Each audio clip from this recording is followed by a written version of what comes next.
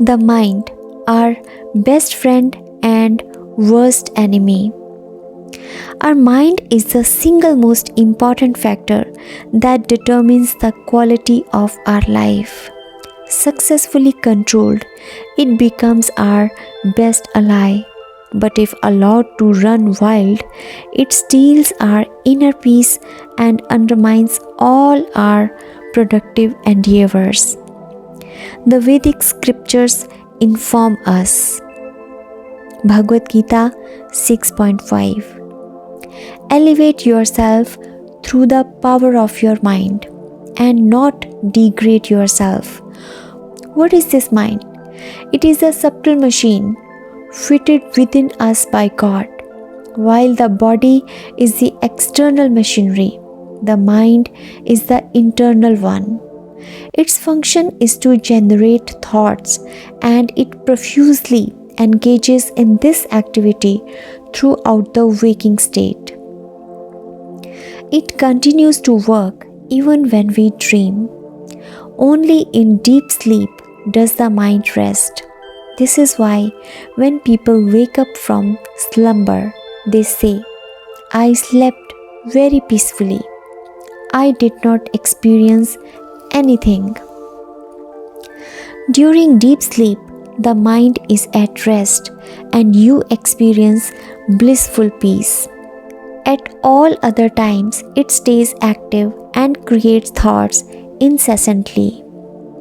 We experience both happiness and distress because of the state of our mind.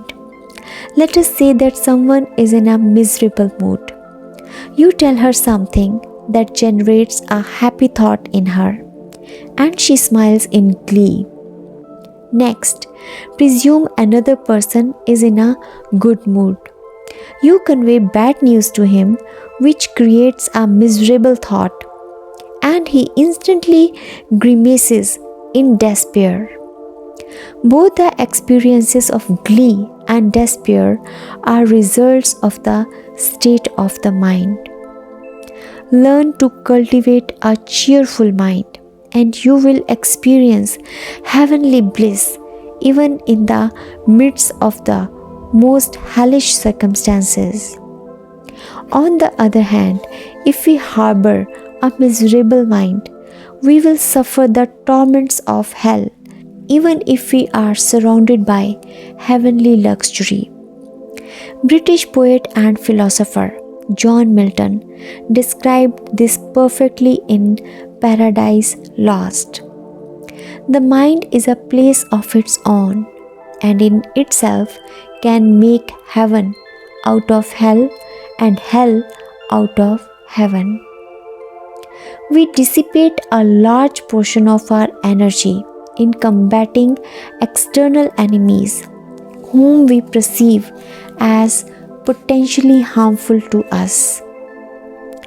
But the Vedic scriptures say the biggest foes such as lust, anger, greed, envy, and illusion reside in our own mind.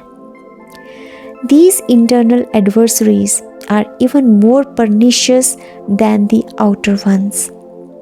External opponents may injure us for a while, but the demons within have the ability to make every moment a living hell.